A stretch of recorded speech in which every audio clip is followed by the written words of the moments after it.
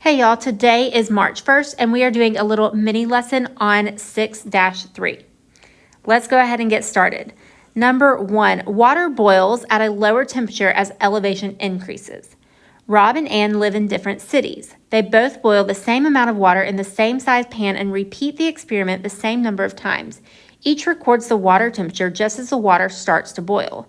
They use box plots to display their data. Compare the medians of the box plots.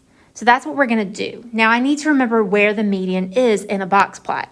And the median is the line that divides the box into two sections. So the median for Rob is right here, and the median for Ann is right here.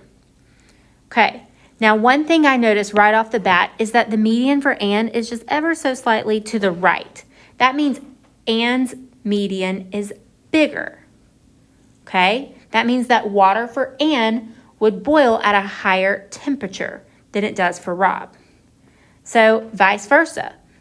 Rob's median is to the left of Ann's. That means that water is boiling at a lower temp for Rob. So let's see if we can fill in these blanks. The median of Rob's data is, we said it was to the left, so it is lower or less than the median of Ann's data. And again, because the median is less than it is for Ann, we know that water boils at a lower temp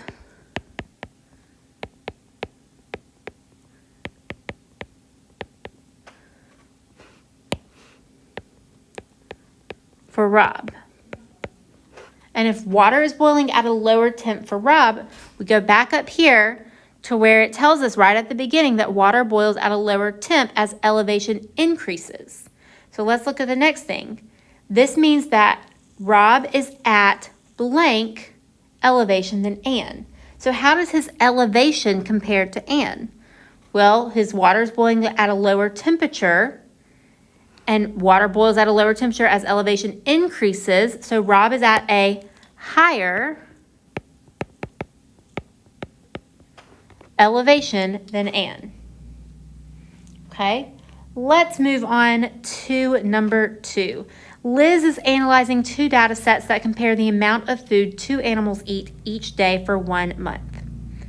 Okay, let's start with A. The median of animal 2's data is blank than the median of animal 1's data. So I need to look at the medians first.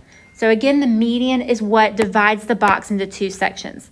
So the median for animal 1 is right there, which if I were to continue that line, it's about 25.7, right there in between 25.6 and 25.8. So it's at 25.7. We can even write that. So 25.7 is the median. And the median for animal 2 is right here, which we can see is at 25.8. Okay, so how does the median of animal 2 compare to the median of animal 1? Well, 25.8 is bigger than 25.7, so I'm going to say the median of animal 2's data is greater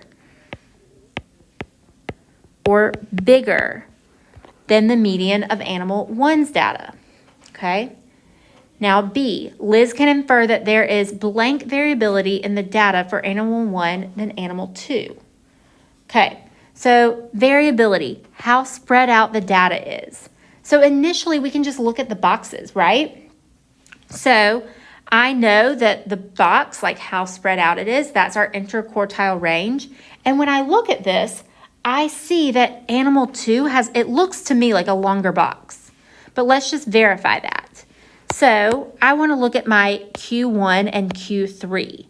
So my Q1 right here for animal 1 is, if I were to continue that line, in between 25.4 and 25.6. So I'm going to say that's 25.5. So 25.5. And my Q3 for animal 1, if I were to continue that line down, looks like it's at 26. So 26 minus 25.5. Well, 26 minus 25.5. Whether you put that in your calculator or you do that in your head, you're going to get 0.5. That right there is my interquartile range. Let's find the interquartile range for animal 2 on the bottom. So we already established that it looks like my box is bigger, but let's just verify that. So Q1 I know is the beginning of the box, and that's at 25.6. So 25.6. And Q3 is the end of the box, the back edge of the box, and that's at 26.2. So 26.2. So now let's find our interquartile range, 26.2 minus 25.6. And if I put that in my calculator or if I do that in my head, I get 0.6. So 0.6 is my interquartile range, and that's bigger, okay? So we said that the box looked bigger, but now we have mathematically confirmed that it is indeed longer. So Liz can infer that there is blank variability in the data for animal 1 than for animal 2. Well, in animal 1, I know that the box is smaller.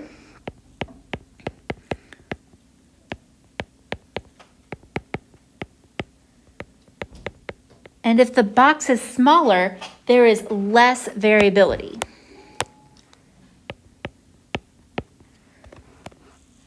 Okay, C, Liz can infer that animal blank generally eats more food. Okay, well, when I look at my medians, I'm comparing the medians again. I see that 50% of the data in animal 2, because it's 25% here and 25% here, eat more than 25.8 pounds of food, right? But when I just compare that right above, it's going to be less than 25% here at 25.8, and then another, so it's less than 50%, right? So just looking at my medians, because my median for animal 2 is bigger, I can infer that animal 2 generally eats more food.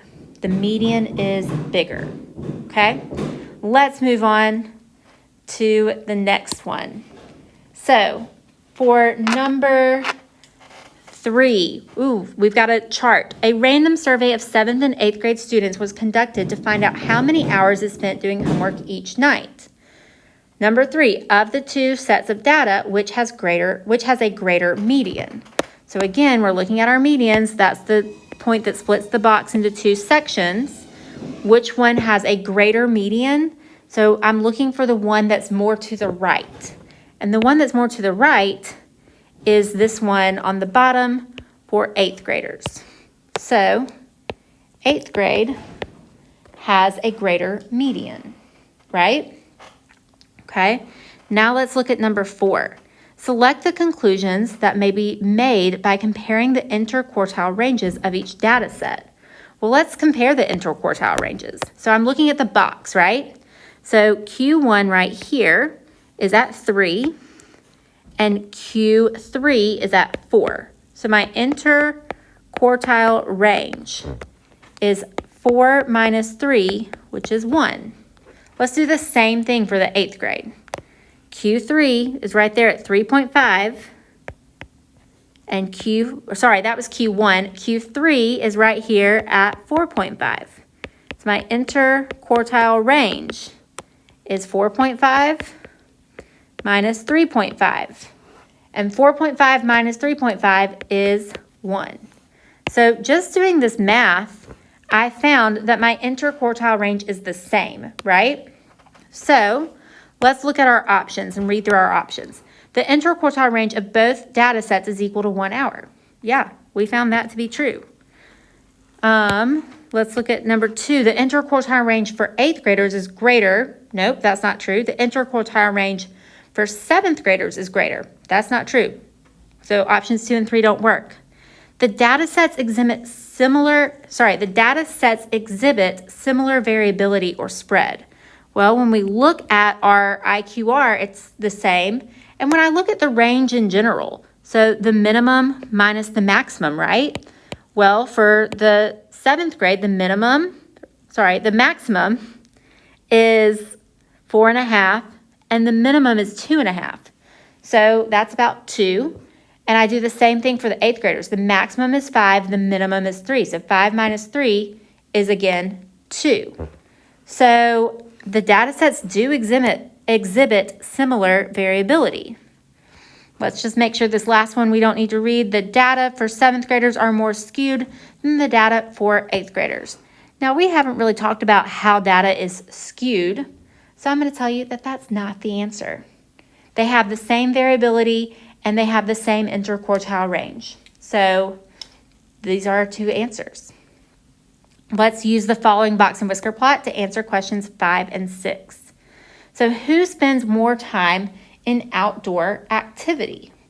Well, when we look at this, I'm going to start with my medians. So this median for soccer players is right there at 120. And the median for basketball players is right there at 90. So I know that my median for soccer players is more to the right. It's greater.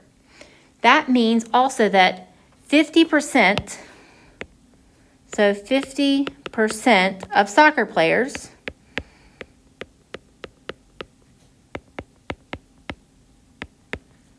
spend 120 or more minutes outdoors.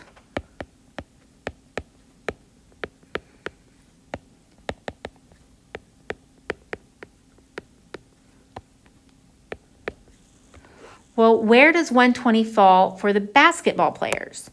If I were to continue that line, it's right there at my Q3, right? That means only 25%. So 25% of basketball players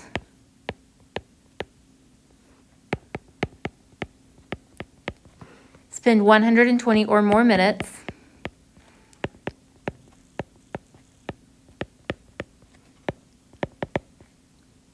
outdoors.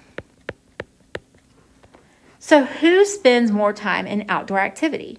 Well, soccer players.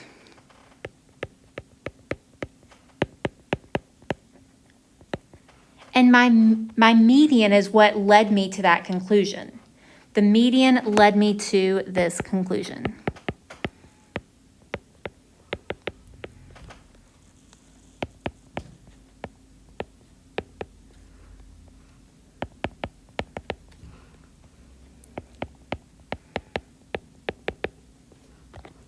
Okay. Number 6, what can you infer about the athletes based on the median and range shown? Select all the true statements. So the median tells us that soccer players spend more time outdoors overall. That's true. That's exactly what we just said in number 5. Okay, the median tells us there is little difference in the amount of time soccer and basketball players spend outdoors. That's not true. The median and range are too similar to make any conclusions about the data. Well, the median and range aren't really that similar at all. Okay? The range tells us there's more variability in how much time basketball players spend outdoors.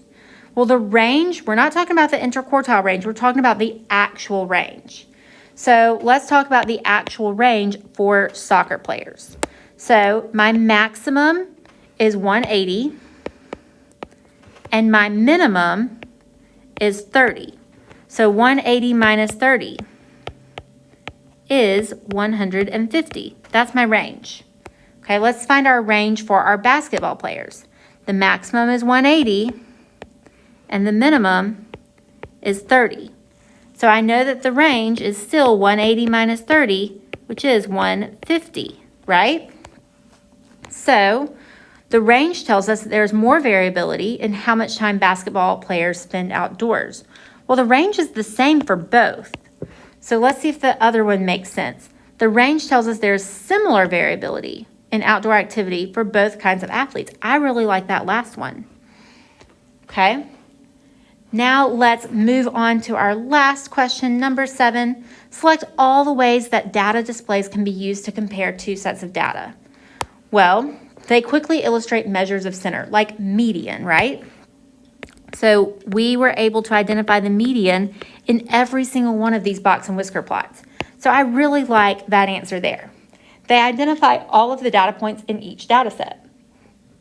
No, we don't know. We don't even know for some of them how many data points were collected. So they don't identify all the data points. They show trends in data that can be compared. Well, when we can stack them one on top of the other, we can compare them. And they do show trends. So yeah. Okay. Moving on to number 4, they display measures of variability for each data set. Yeah, measures of variability, that's looking at the interquartile range or even just the range. So yeah, we can compare those. And they easily show the mean of each data set. They don't really easily show the mean, so that it does not work. But I like those 3 answers there.